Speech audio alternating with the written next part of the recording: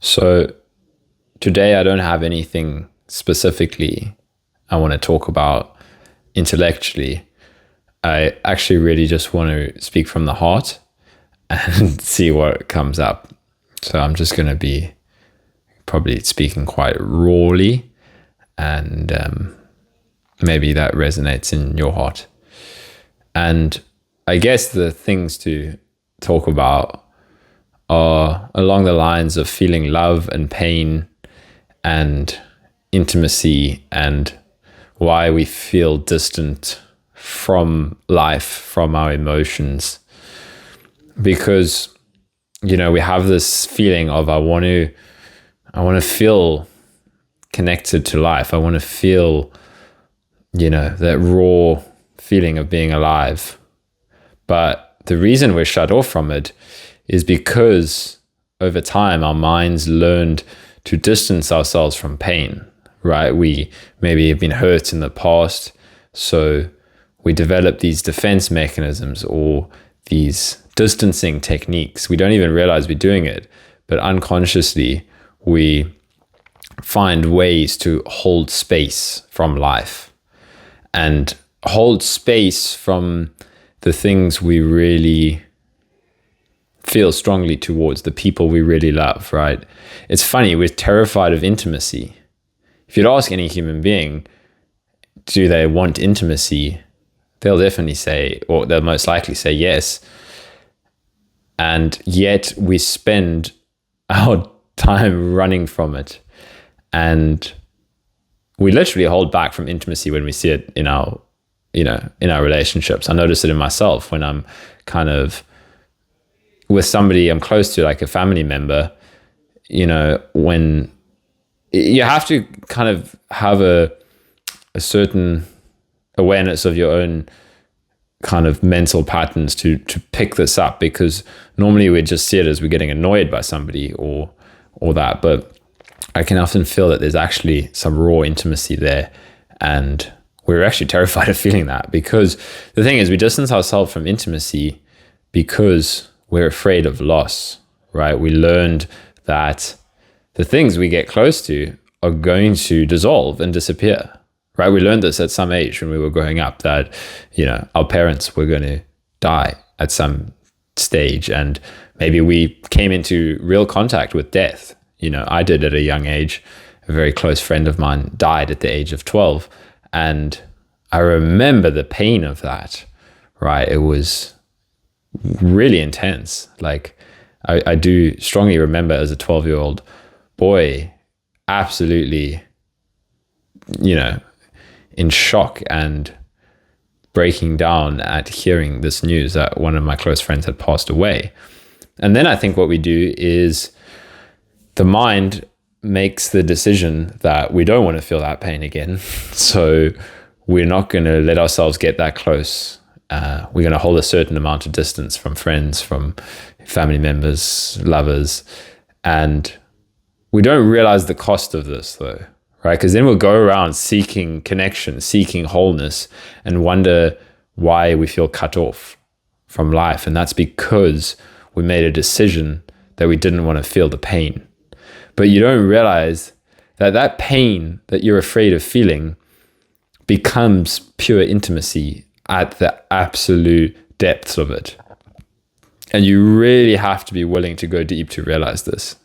Like, you really have to open your heart to the things you are absolutely terrified of, the feelings that you will rather crawl out of your skin than feel, right? When and it takes time. This doesn't all happen at once. That's what's key as well. Sometimes people hear me talking like this and they wonder why am I not in that space, right? It takes a willingness to feel 1% deeper each time.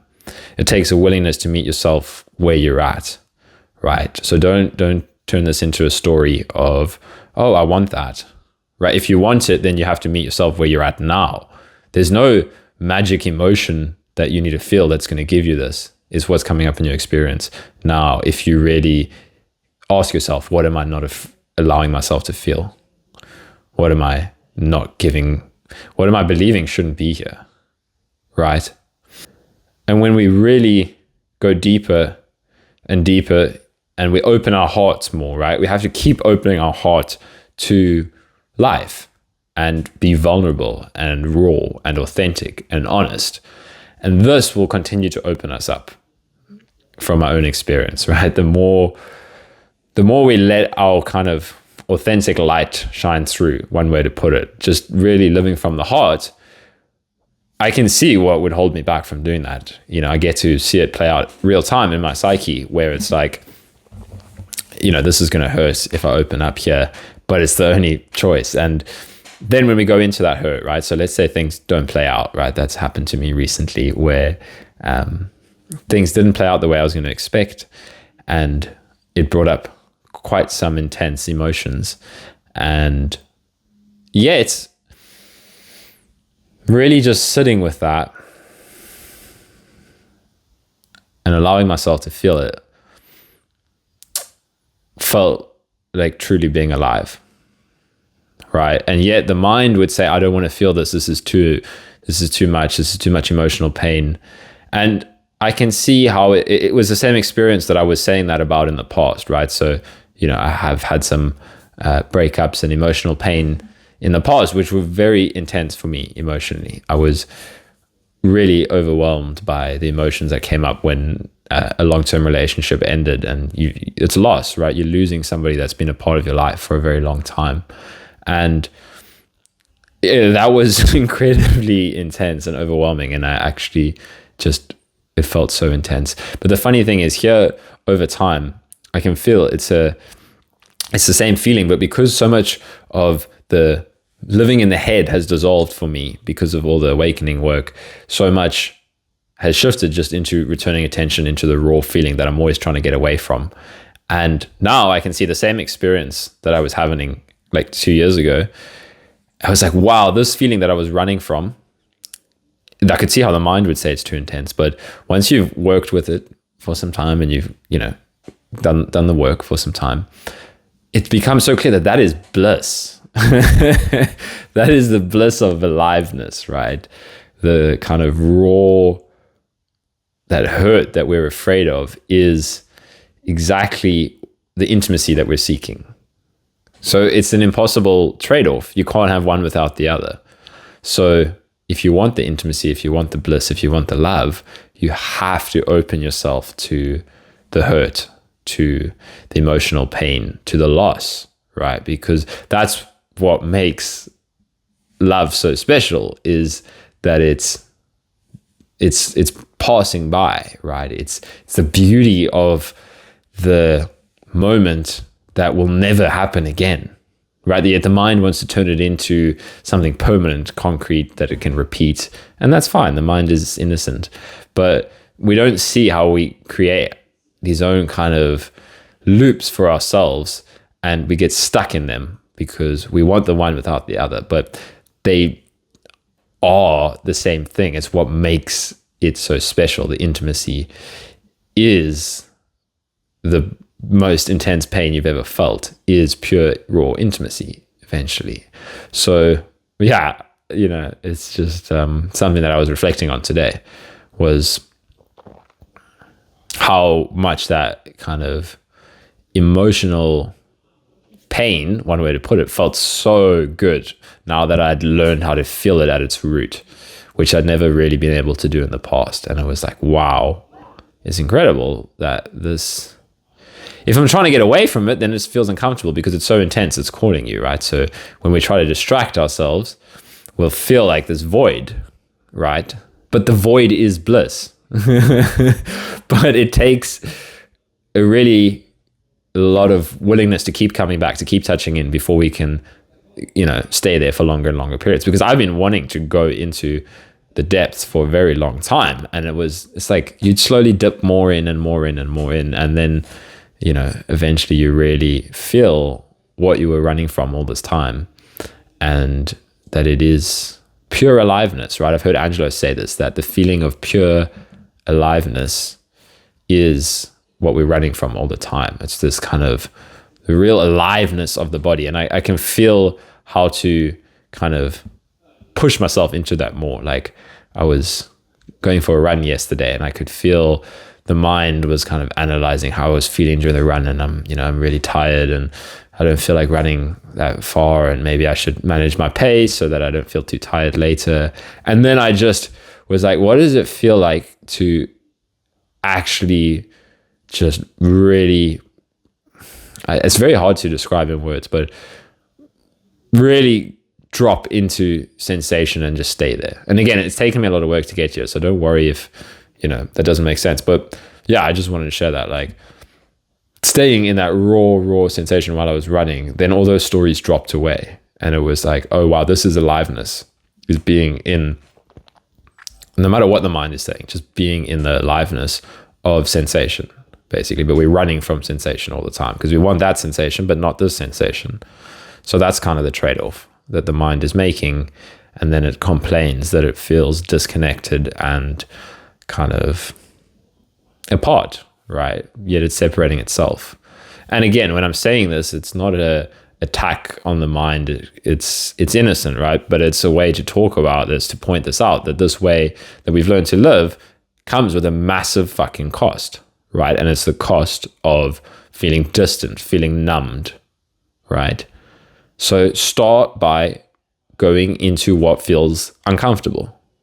Don't ask for what's the magic technique. You'll know this, right? You'll know, is there something in my experience that I really don't want to feel, right? As I'm saying this, go into what's uncomfortable. What does that bring up in you, right? Because often we'll hear what I'm saying and then we're like, oh, but I don't know how to do that, right? I don't know how to feel the pain. And it's okay, right? I'm not trying to be mean here, but you do have to see when your mind is trying to send you down a road of like, no, you don't know how to do this. When it's like, you do, right? You know enough, because it's simple work. You know enough that you know what's uncomfortable. You have to be honest with yourself. You really have to be honest with yourselves to do this. Is, what do I not want to feel? And it will come to you. Sit with it long enough. If it doesn't come to you, then just sit and enjoy the moment. And if you're not enjoying the moment, then ask yourself why. Because the only reason we don't enjoy the moment is because there's something we don't want to feel. And when we really open our heart to the entirety of the human experience, and that, again, it takes work, but when you keep doing this, then there's nothing that needs to change, right? You can still do things and have fun and enjoy the moment, but you can appreciate, there's no story of, wow, I'm a victim, I need self-pity, that kind of stuff. So yeah, just if you want to do this work, start with what feels uncomfortable. Go sit, go feel. What is there anything I don't want to feel? And if you're up in your head, just ask yourself, is there something I'm not allowing myself to experience? And just sit with it. It takes time, right? Sit with it, see what comes up. And yeah, you'll see it's worth it, right? This is the other thing I want to say. It's fucking worth it. To feel the pain and realize that it's the true connection to life. It is life living itself. You don't feel locked off. You don't feel disconnected, right? This is the funny thing, right? People get upset when Angelo talks about the void and emptiness and kind of, the existential terror. But that is the doorway to pure intimacy with life, right? I've heard a lot of people not like that aspect. But for me personally, from my own experience, is that is really pointing to the doorway to absolute intimacy, right? In his book, he even says helplessness is the doorway to like indescribable intimacy, but few will really be willing to feel into that total helplessness. But when you really start to live from that space, and it takes practice, but when you really start to live in total helplessness, you realize the bliss of it. And helplessness really means stepping into yourself, though. It's funny, it's quite paradoxical, right? Because we can use helplessness in an avoiding way as well. Whereas for me, it feels like really resting back in myself more and more and more. And that is scary. That is helpless, right? Because we can't control we just express our truth. We just express our light. And that is helpless because you're just expressing without any control over, we live from control and then we don't express our authenticity. Then we people please, then we put on masks, right? So to truly live in authenticity is helplessness. So it's funny, it sounds paradoxical, right? Or you would think helplessness means to just kind of be a doormat to your circumstances. And it's difficult to talk about. It's completely paradoxical, but it's like to be so trusting in your own sense, your own kind of expression, and you're open to how that is being received in the world, but you're always trusting what you feel, if that makes sense. It's a very different way to live than the mind can imagine. And you can still use the mind, but you really just, you're helpless to how you're being perceived, because you're just trusting that you're speaking your truth. And we have to keep checking in with ourselves, because we will bullshit ourselves and say, I'm speaking my truth, but actually it's some ego stuff. So it's okay. We don't get this perfectly. I've noticed this so many times in myself where I'm like, but it does feel like the only way to go, because you'll learn the lessons you need to. This is what I felt. So it was like, I have to keep speaking from trust and, love and intuition and what feels right for me. And along that, I've seen when stuff would come up, right? To be like, oh, I was a little bit, closed off. I didn't want to feel somebody else's thing. So maybe I was speaking a little bit more harshly than I intended. So you do have to be open to always learning, to always kind of seeing the teaching in every other person, because every person themselves has their truth to express. So you can start to become very receptive to other people's truths when you're trusting in your own truth, if that makes sense. This is how I see the world nowadays, where I see somebody else expressing very authentically, and I see, wow, what can I learn from this person? What is this opening up in me? And at the same time, you can still trust your truth, but you're not like, you're just inspired by other people's truths, if that makes sense. Sorry, my camera just failed me there. But yeah, to wrap this up, I just wanted to touch back into, it was something I was thinking of earlier today, of like authenticity, truth within ourselves, right? Being so fucking honest with ourselves. That is what is, for me, the most kind of admirable, inspirational quality in another human being, is a willingness to speak their truth, even when it, goes against other people. And people can still make mistakes. They're human, right? But it's very, I like to see that, and it's inspirational, and we all like to see that, to be honest. We'll either be triggered by it or we'll admire the person. But authenticity is really the new sexy, in my opinion. It is, authenticity reigns supreme above everything else for me in another human being, whoever that is, like, role models, friends, whatever. When I see that, it's like, yeah, you see why am I not expressing my truth as well?